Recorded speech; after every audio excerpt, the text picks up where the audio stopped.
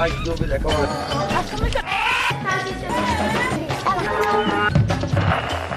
are 66 books written by at least 40 different authors over a period of 1,500 years.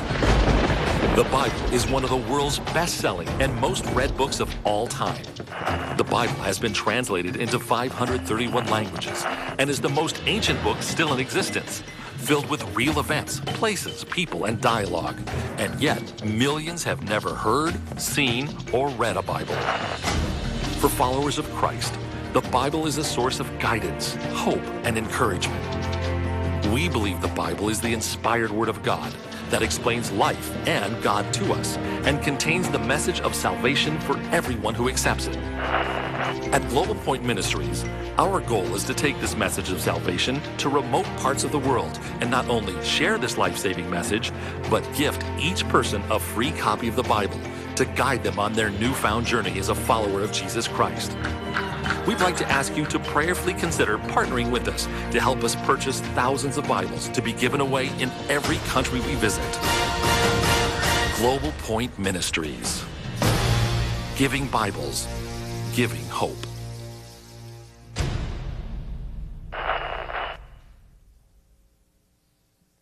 My brother Kevin, for the last few years, has been in California, and then the last couple of years has been met with and met a gentleman who's, since he was in high school, God used him to hand out Bibles, first in his local high school and now around the world. And they have formed a partnership that they're working with called Global Point Ministries. And he is working with churches and helping different ones so that they can take Bibles to parts of the world where Bibles are not very plentiful. As he said, in some of the churches they were in Africa, they would have a congregation of 100 with 3 Bibles. Sometimes pastors would gather together and they would all share one Bible. So they would get together and they would learn and they would get their stuff for the week, and then they would go back because they had to share a Bible between many pastors. And what they're doing is raising money and going 2 or 3 times a year, going and handing these Bibles out for free. And I think that is a wonderful thing, and we're going to be supporting them. One of the projects that you see is for one of the trips that they're going to be taking later. And you'll be seeing things on Facebook and different things like that from time to time, just purchasing Bibles so that they can hand it out for free. But I've asked Kevin to come this morning and share what God has been teaching him and what we can learn from the things he has learned in the last 14 years while he's been out there in California. Kevin?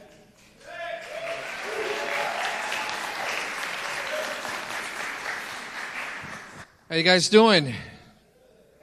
You guys lucked out because I only preach about half the time Russell does. So you guys came on a good day. For those who don't know me, I'm Kevin Johnson. I'm the youngest of the 3, and I used to be at this church back when we were on the other side. I was here for 8 years. Me and my wife and my 2 boys were actually born here in Hialeah and Palmetto Hospital. Diane's doing good. She says hello to everybody. My 2 boys are now 17 and 15. We've got Sean at 17 and Ian is at 15. And they're both tall and they tower over me. And Sean's 6'4" and Ian is 6'2". Diane is 6 foot and I am 5'9". So I am the runt of my own family. And I think I'm going through the monitors here. You may want to turn that off because I'm feeding back. But we were here for 8 years, and I helped with the music and things like that. I also helped with the junior high class, and now I see a lot of the kids that were through our junior high. Now they're leaders in the church, and they're off doing things like that. And that's just great to see. But in 2002, we were able to move to California, and I've been there for the last 14 years. And while I was there, I was able to be in 2 churches. I was able to serve there. The first church, I was a worship pastor there for 7.5 years. And then the second church that I was there, I've been the missions pastor for like 4.5 years. And for the purposes of the message today, I'm just going to call it Church A and Church B. And I just want to tell you the story of these 2 churches. Now, let me tell you a little bit about Valencia, California, first of all. Valencia is one of probably like 4 or 5 towns within the Santa Clarita Valley in the northern LA area. There's about 200,000 people that live there. And they did a survey back in 2000, and they realized that you put all the churches together, all the congregation, and there's only 10,000 people that actually go to any church in that valley. So that means there's 190,000 people that do not go to church anywhere. So this was a great location to start and plant a church. So there were 2 pastors from completely different areas of the United States that had a burden to go into Valencia, and they were going to plant a church. So they did all the right things. They did the right studies, and they looked at what they needed to do, and they came in 2000. They didn't know each other. They didn't know they were starting a church. They just happened to start the church at the same time. Now, it's a perfect area to start a church for like unsaved people. And their target audience were not Christians. Their target audience are people who don't go to church anywhere. So they're not going to be drawing from these other churches that are already there. They had a lot of similarities in common. Some of the similarities that they had the same demographic. They were going to target a 34-year-old man that was married, white-collar worker with 2 kids. Why? Because most of Valencia was around 34 years old and white-collar workers with like that. So that was a perfect demographic to have.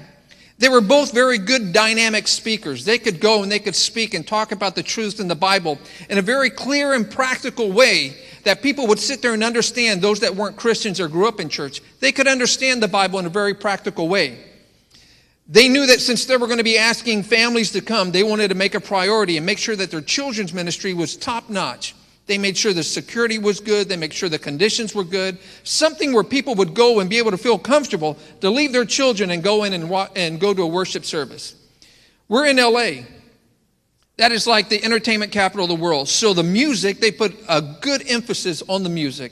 They wanted to make sure they had top quality musicians that came and played because that was an important thing to them. They also had small groups throughout the week. They knew that that's a way to sit there and build the people and have discipleships. So both churches had small groups. Now, neither one of these churches had a building. Church A, they actually started in an elementary school. And Church B, they started in the local theater that we have there in Valencia. But neither one of them had a building, and so you created this volunteer force that would help every Sunday set up a church and tear down a church, set up a church and tear it down. But you had this camaraderie that happened during that. And the churches grew. Both churches grew very quickly. In fact, in the first 5 years, they grew so quickly, they had to move out of their current locations. And they both went to 2 different high schools. And they started meeting in the gymnasiums there. They had no problem attracting people. It seemed like the models that they had both chosen were models that people just kind of gravitated to, and people were happy that there was a different style of church there in the community, and people just started attending. Now, Church A, they knew that they needed to purchase land, and Church B knew that they needed to purchase land, so they both, after like 5 or 6 years, they started looking around to find out, where can we purchase? Church A went up into a new neighborhood, a development that was happening, and there was on top of a mountain, there were 35 acres up there that they were able to purchase for $2,000. Now, Church B, they looked around and they found a prime location right in downtown Valencia, right in the middle of 2 major highways right there, and they were able to purchase 11 acres for $5 million. Both locations were amazing locations. They both had good promise for both churches to be able to continue to grow and to be able to go for several years from there. Now, even though there were a lot of similarities between those 2 churches, there were some definitely differences also within the DNA and how they thought they were going to build the church. Church A, they had the mentality of, we need to be a strong church, build a strong church, and everybody is going to come to us. They thought that we need to invest everything we need into us, and people will be attracted to us. They did a lot of their resources, which primarily was to fund their own programs. They did a lot of marketing events, and they sit there and they put flyers out, and they put banners out on the crosswalks. in the local magazine, they would put a big color photo of their church and events and coming up. Well, this costs a lot of money, and they put a lot of their money into marketing to try to get people to come to their church. But what they didn't do, they didn't put any money or any effort into the community. What they didn't do, they didn't put any money into local nonprofits there and what was happening around in the community. What they didn't do is they didn't put any money towards missions or global things. Everything was about them. In fact, on their budget, just like you look at here and you can see what's happening with your budget, they would always say, yes, we have 10% of our budget. That's going to go towards outreach. But what the people didn't know was outreach means funding our own programs. Well, that becomes a little deceitful. Now, Church B, they had a completely different outlook on life. They had the mentality, we are a church, but we have to reach them in the community. And so they became very active of doing things within the community, doing things within the nonprofits there within our community. In fact, part of their small groups, they had a requirement that they had to sit there in every quarter. They had to go and do some type of a community effort and community work somewhere along the line, that they had to sit there and serve our community. They supported volunteer groups, and they sit there and they acted, not just gave money, but they acted on it. Also, at the same time, they were very involved with global works. They had an orphanage in Uganda, and they also had a feeding center in Dominican Republic. They would send groups there, and they would sit there and work and do all that. Now, when you need to sit there and purchase land and build a building, you do something that's called a capital campaign. How many people know what a capital campaign is? Raise your hand. A capital campaign is when the church comes to the congregation and says, listen, I know you're tithing, I know you're giving, but now we have to spend between $10 and $12 million because we need to develop this land and we need to build on for the future of our church. And what happens is people make commitments and they'll say, hey, for the next 3 years, I know I'm giving to missions, I know I'm tithing, but I'm going to give above and beyond for this capital campaign because I believe in our church. I believe in the goals that we're trying to do. I believe in the mission that we're trying to accomplish. And that's what a capital campaign is. Both churches said we need a capital campaign because they were going to need between $10 and $12 million once they've already purchased this land just to be able to develop the land and put buildings on there where they could have a church. Now, Church A, when they presented this, they really struggled to get people to commit to give. See, Church A had created a kind of a reputation of being a self-centered, selfish church, all about them. So people weren't really that willing to give to that. And so what started happening is they started to feel the pressure that people aren't committing. What's wrong with the people here? And so what they started doing is they started putting out more videos and they started putting out more brochures and they started going into the small groups and talking to them and almost became a very uncomfortable and very pressured type of environment that, hey, you need to give. Don't you believe in our church? You need to do it. And what started happening was the leadership started pushing and the people started pulling back. In fact, what happened was the people started saying, hey, what we want is a little bit more transparency. What are you doing with the money that we're already giving? And they wanted to start setting up appointments to come by the office and look at the books and do things like that. And the more the people started to pressure, then all of a sudden the leadership started pulling back. So what did that create? That created turmoil within the congregation. That created a distrust towards leadership and towards the church in general. Now, Church B, they went through the same thing. They went and they talked to their people. They said, listen, we're going to need $10 to $12 million to be able to build on this land. But we're going to do some things internally to see what we can do to help this. So the pastor went, they got with all their leadership there and all the other pastors, and they said, listen, I want you to look at your budgets, and I want you to cut just about everything you basically cut, and we're going to go as lean as possible. In fact, as a staff, we're not going to take any raises for the next 3 years. Is everybody okay with this? And everybody said yes. And so they told the church, this is what we're going to do and this is how we're going to do it. And I want you guys to be behind us. But there's one area we are not going to cut. See, we give 10% of everything we take in as a church. We give that to our local organizations, and at the same time we give this to global organizations. We promise you, we are not going to cut that. We've cut everything, but that area right there, we refuse to cut. In fact, what they said that they would do, all the money that we get in our capital campaign, we're going to take 10% of that money and we're going to give it, and we're going to build an orphanage, a big orphanage in Uganda. We're going to put buildings there, classrooms there, a kitchen there, a hospital there, and they put literally hundreds of thousands of dollars that they could have used for their own building, and they gave it away and put it over here in Uganda to help these orphans over here. Not only did they say this is what we're going to do with our money, one of the things that they asked them to do is, listen, as a congregation, this is what I'm going to ask you to do. For the next 3 years, what I want you to do, we as a church, we want to go and do 100,000 acts of kindness within our community. We're not going to keep count. We're just going to ask you, go out there, and anytime that you can show any type of generosity, anytime that you can do an act of kindness for someone, I just want you to do it.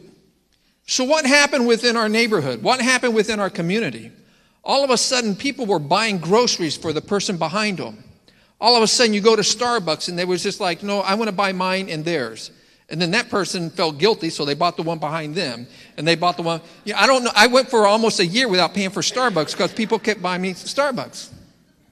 And what happened was people were washing each other's cars and neighbors' cars, and people were mowing each other's lawns. Schools were being painted. All of a sudden, the flowers within the schools, all of a sudden people would come over the weekend and put brand new flowers there. And it just became a phenomenon throughout the entire area that people were actually going and serving and doing things within this community. At one point, I saw that you guys had, that you guys gave food and stuff like that, right? What was that? The feeding center. Well, they decided to do the same thing too. And I'll get into that a little bit more later.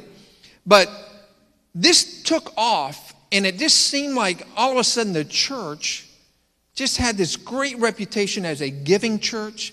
This took off and had a reputation as this is a place that we can trust. This is a place that serves our community. And they didn't go out there with T-shirts and say, hey, we're Church B, we're doing this for Church B. They just did it because it was the right thing to do, but everybody was knowing what was going on. In fact, City Hall called the church and said, what are you guys doing?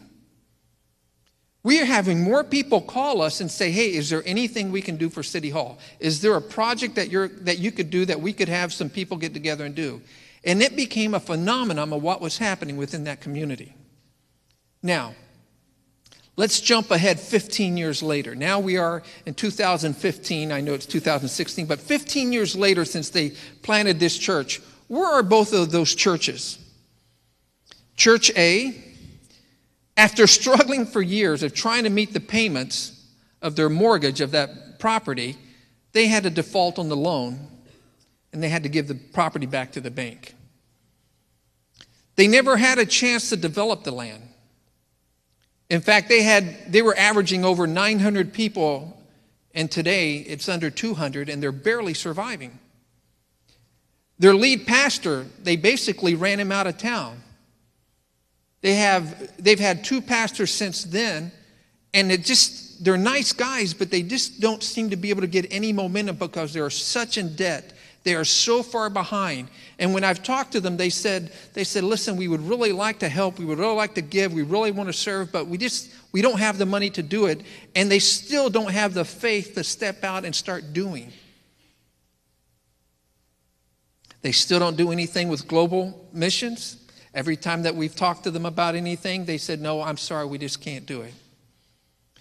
Now let's look at Church B. Let's see what they've gone to. In 2010, they moved into their new building. You know that they were going to have to triple what they were going to have to do. They were averaging around 1,200. Today, they average close to 7,000. They have 2 campuses now. And in 2016, this year now, they're going to open up another campus in a different part of the town. So now they've gone from one campus and they're going to go up to 3 campuses. They also planted a church in Ventura County, which is a county right next to us. And what they did, they said, listen, we need 300 people to commit for the next 6 months to go drive an hour away in Ventura. And throughout the month, if you guys can rotate around and you guys go over there and spend at least one weekend out of the month over there, I want you to go there and help them set up. I want you to go there and help them tear down. I want you to tithe your money at this church. I want you to go and help them with their life groups, anything they need. How many people can we have? 300. 300 people volunteered that say, yeah, we'll go ahead and do that. For 6 months, they did that. They didn't even keep their money. They gave it to this other church. Today, 3 years later, they're averaging over 700 people. Just like you guys organized and did what you did with the food, they decided that they were going to try to get 16 churches within the community and said, hey, we want to do this and see how you guys can come and join us. And what we want to do is in one day, we want to package 1 million meals that we can give away for needy families. And they did. It was just a miracle of the fact that all these other churches joined in. But the fact that we could do that as a community and do it together, they did. Back in November of 2014, they went and they chose 3 of their organizations that they work with, and they said, you know what, we want to give them a Christmas gift this year. We want to give them $50,000 each. So they went to the church and they said, listen, we want to give these 3, that means we need $150,000, and we need you to give it in 1 week. I'm asking you, please, think about what you can do, and we need you to give in 1 week $150,000. In 1 week, they raised $210,000, and they were able to give $70,000 to these organizations that weren't expecting anything. They did it for Christmas. This past year, they picked another 3 organizations, and they did the same thing, and instead of raising $210,000, they raised $263,000 that they were able to give. Now, what's the differences between those 2 churches? They both had the same game plan. They both had the same thing. They both had the same recipe for success, but it came down to one thing. One was a giving church, and then one was not a giving church. One saw that, hey, we're here, but we need to look out here. And the other one, Church A, was like, yeah, the people are out there, but they need to come to me. I want to give you an example. When Church B, at one point, they have a coffee shop. This was such a lesson for us as a church. We had a coffee shop, or we still have this coffee shop. And what happens here is that it's a very popular coffee shop. So we had the idea, you know what we need to do is we need to get together and we need to go one morning and we need to offer free coffee for anybody who wants it. So what we're going to do is we organize this thing to death. We got people, we had been meeting and talking, and it was organized. We got flyers out there. We got emails out. Over 6,000 people opened their emails to let them know that, you know what, if you go through here in the parking lot and you drive up to here, you come off the main thoroughfare and you come here to our parking lot, we will give you free coffee and you can take off. Free of charge. We want to do this because we love our community. Well, we got there at 6 o'clock in the morning, and or actually 5:30 because we were going to start at 6. And we got everything ready. We had signs, we had organization, we had teens. We actually had packets with sugar and cream that people could take. We even had pastries that we were going to give away. And we thought, man, we are the bomb. We are so nice. And what started to happen was 6 o'clock came and nobody came. 6:30 came, I think 1 or 2 cars had come by. And finally around 7 o'clock, we were like, where is everybody?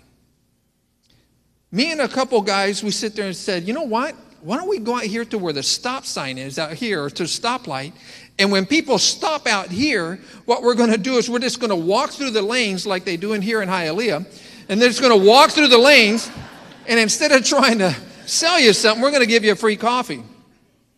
Well, they don't do that in Valencia. Nobody walks through you'll get arrested. But what happens is a group of us, we went and we stood in the corner, and every time there was a stoplight and it would turn red and people would pack, we're just running through giving away coffee to anybody there.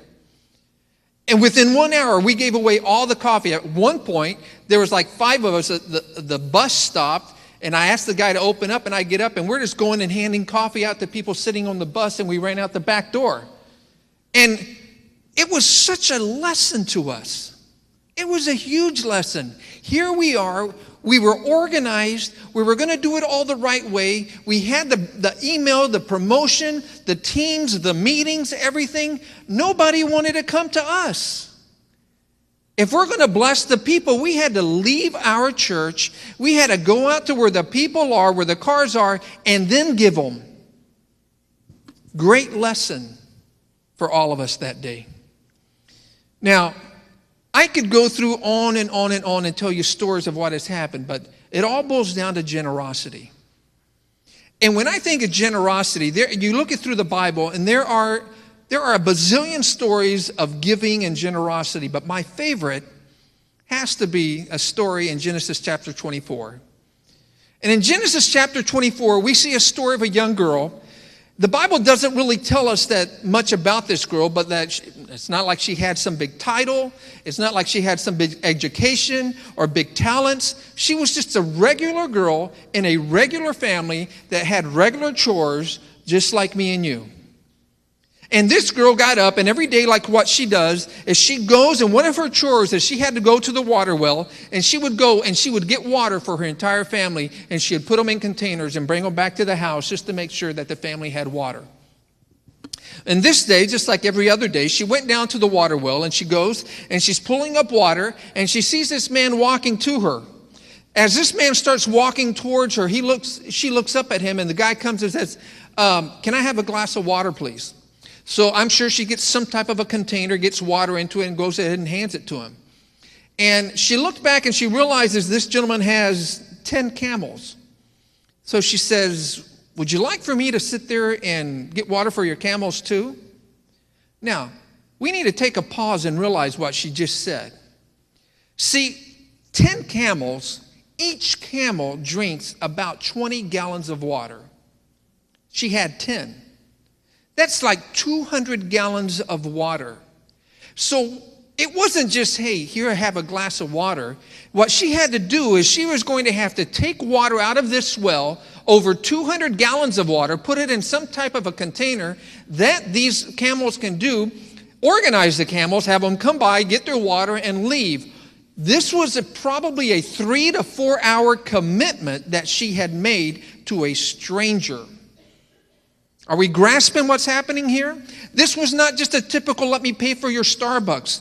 This was not something typical, "Let me wash your car." This was a 3 to 4 hour commitment that she made to a stranger to make sure that not only him, but his animals got water.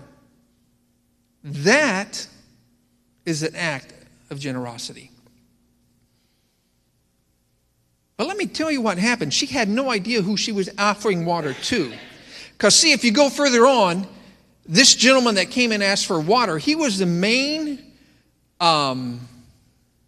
you call him slave or servant? There we go. Not slave. The main servant of Abraham.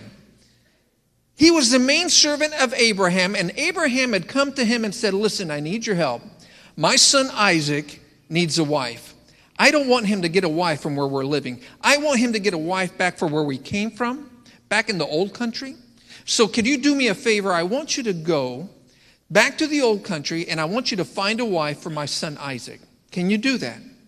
Well, naturally, this gentleman, he wanted to obey and do a good job for Abraham. So as he's going, he is saying, "How on earth, out of all the women, how am I going to find the right one for Isaac?" So he starts to pray. He says, "Well, I'm going to come up to this well, and I'm going to ask a young lady if she would please give me a glass of water. God, the one who offers to get water for my camel, I will know that this is the right girl for Isaac." So her name was Rebecca. And the Bible talks about Rebecca. And what happens is Rebecca woke up that morning, just a regular girl with no big deal, doing her chores. And what happened was, by the end of the day, she was Abraham's daughter-in-law and Isaac's wife. And also in the lineage of Jesus Christ himself, the most generous man that's ever walked this earth. Are you grasping this? One act of generosity completely changed the direction of her life. She woke up, no big talent, no big position, no big title. She just did an act of generosity and it completely changed the direction of her life. Put her in the lineage of Jesus Christ. All because of one act of generosity. I wonder what act of generosity and what lives are being changed worldwide, not only here in Miami, but worldwide, by your acts of generosity. When you guys do something, what's it doing to your life and what's it doing to the person you're doing it for? It can completely change the direction of your life. One of the greatest Bible studies that we've ever done here at this church was Experiencing God. And I remember we were back in that other building the first time, and we had to make a 13-week commitment, and I was like, are you out of your mind? But I sit there and I said, no, God, I'm going to read through this. I'm going to get through this. And I got through it, and it has completely changed my mind. Every day I wake up, I look to find out, God, where are you working? And how can I join you? What is it that I can do to make sure that I'm being blessed by something that you're already blessing? And many times that requires just an act of kindness here or there. Now, I'm not saying that you as a church are going to become one of America's fastest growing churches. I'm not going to say that all of a sudden you're going to become a church of 7,000 people. But what I am saying, no matter the size of the church that you are going to have the hand of blessing of God upon you. I would rather be a part of a church of 100 with a hand of God of blessing upon it than a church of 10,000 that's doing it for themselves and being self-centered about it. Why? Because God is going to bless this one, and God's going to let this one just kind of go around in circles.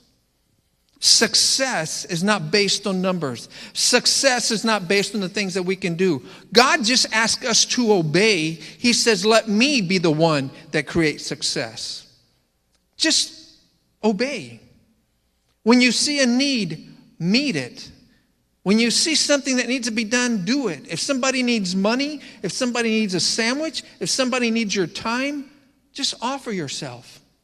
You never know how it may change the direction of their life, or it may change the direction of my life.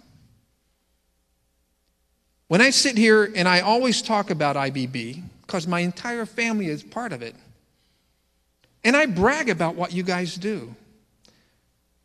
And every time I come back, I see new people and this, that, and the other. But man, the fact that you guys give the way you do. Look around here. Look around. You shouldn't be concentrating on the blue seats that aren't filled and say, wow, why isn't anyone coming? You guys are affecting the entire world and changing the directions of people's life by the way you guys give, by the way you guys serve, by the way you guys go and do. And you should be proud of that. I'm here on behalf of God just to say thank you. I'm here on behalf of thousands upon thousands saying thank you for what you guys do. And you need to rejoice. You need to be happy. You need to be excited about how God is using you as a church to sit there and reach the world. Last Wednesday, we were sitting here and Russell gave a statistic, and he said over the last several years that this church has been in existence, he did some calculations, and this church has given over $2 million towards missions. Can I get an amen?